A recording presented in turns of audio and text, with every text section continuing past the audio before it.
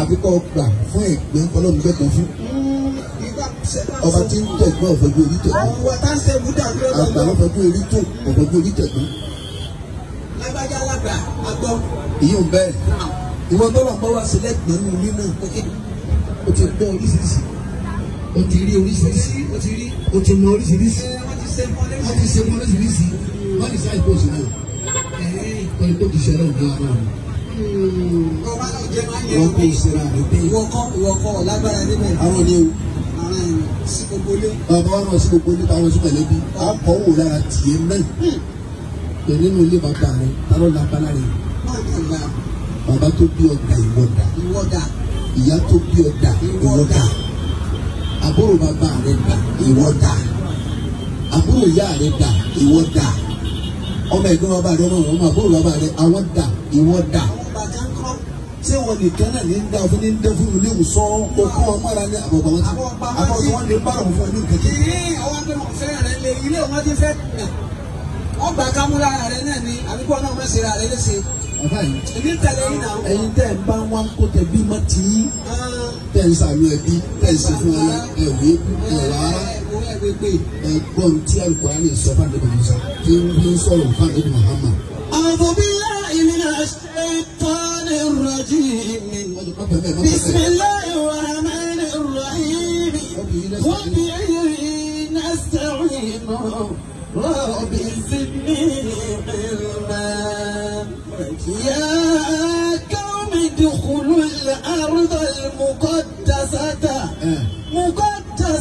التي كتب الله لكم ولا ترتدوا على أدباركم فتنقلبوا خاسرين. Ọlọ́run ní Musa pé àwọn àjọ ẹ̀. يا قوم ادخلوا الأرض المقدسة. Ẹ wọlé sí Bẹ́tìlì Mákídísì. Ẹ wọ Jerusalem.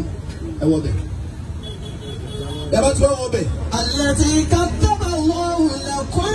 Àbáyé èyí tá a ti kàkọ́ lẹ̀ fún yín bẹ́ẹ̀ lẹ́nu bẹ̀. Atọ́jú òun yẹ. Bọ́lá mi ti ní kí Haruna Rashid Mudiru bẹ̀. Àfẹsọ̀ ọlọ́ wọlé sí Madina. Wọ́n bá ní máa ń kà sílẹ̀ wọ́n á kàkọ́ lẹ̀ kó jà bá bẹ̀rẹ̀ kà sílẹ̀. Masha Allah. Ẹni sọ fún bàbá bàbá máa gbà wọlé sí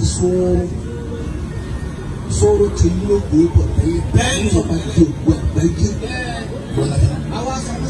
Alladhi kataba Allahu lakum. Níbo wá ni? Wọ́n àyè tafsiri. Wọ́n ti lóògbé ń bẹ̀ tẹ́lẹ̀ o. Àmọ́ ìjọba bá sún kò sẹ́yìn ló bá bá nínú náà tẹ́lẹ̀. Lọ́bẹ̀. Ọmọdé àkọ́kọ́ mẹ́. Alladhi kataba Allahu lakum. Aṣọ fún àbá Sàyídù sóró wọlé sí Mẹ́ríkà gbọmọdé láàrin nìkan ọmọdé bí aró. Alladhi kataba Allahu lakum. Àfáàyè.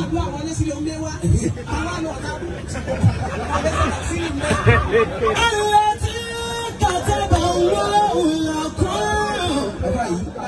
Abdulrasaq kọ̀mọ́ndà wọlé sílé bàbá rẹ̀ nìyí pẹ̀lú àzíkiri tẹ́lẹ̀ kò síbẹ̀. Ìmọ̀lẹ̀ ń bẹ́ẹ̀ tẹ́lẹ̀ o. Lọ́sẹ̀kùn ni. Àmọ́ lọ́sẹ̀kùn wà á lọ jẹ́ kí ìjọ́jú gbàgbá yìí níbẹ̀. Bọ́bọ̀. Kataba Allahu lakum. Wọ́n kọ àlùbáríkà bẹ̀rẹ̀ wọ́n kọ́ lẹ̀.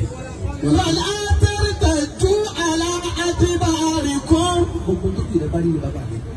Wọ́n kò sí padà. Wọ́n kò sí sẹ́yìn. Àbúrò ọba rẹ̀ tó ń sáré tó ń bá ń bínú ìtọ́jú ẹ̀. Tọ́jú ẹ̀ lọ́wọ́ pa máa tọ́ra fún ọ̀rọ̀ kájà. Ọ̀kadà wálé làárọ̀ ọjọ́ kan yàrá yìí ń tọ́ ọkọ̀ tó mú lọ. Wala tartaddu ala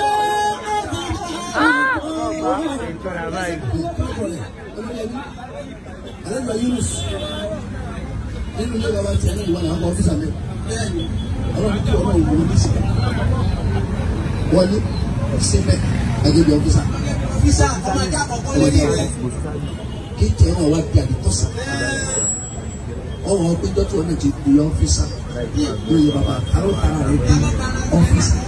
Ọlọ́gbọ́dọ̀ síbẹ̀ o, ọmọ àdìtọ́jú ọ̀gá lórí rẹ̀ o. ọgbọ́dọ̀. náà wọ́n ṣe rí nìyẹn. ìtàmọ́ńdà tí wọ́n bá ní fàyẹ̀ kí káyọ̀ ìwé máa kọ́ ní ìwé ọ̀la tààrà ní tìyẹ sọ̀rọ̀ bí nàbí. àti ní pọ́dọ̀tì náà wọ́n ti pọ̀. pọ́dọ̀tì lọ́pọ̀. àní sọ wọ́n dé ìlú ní bàbá. nínú ilé yẹn náà yẹ wọ́n mọ̀ ọ́ pé inú ilé wo ti jáde. bọ́ọ̀ bá wá ń ṣe lẹ́wọ́ tí ń ṣe gbogbo yìí kọ́ ọkọ sí ti gbogbo yìí kọ́ orí fún kó o ní mírírí.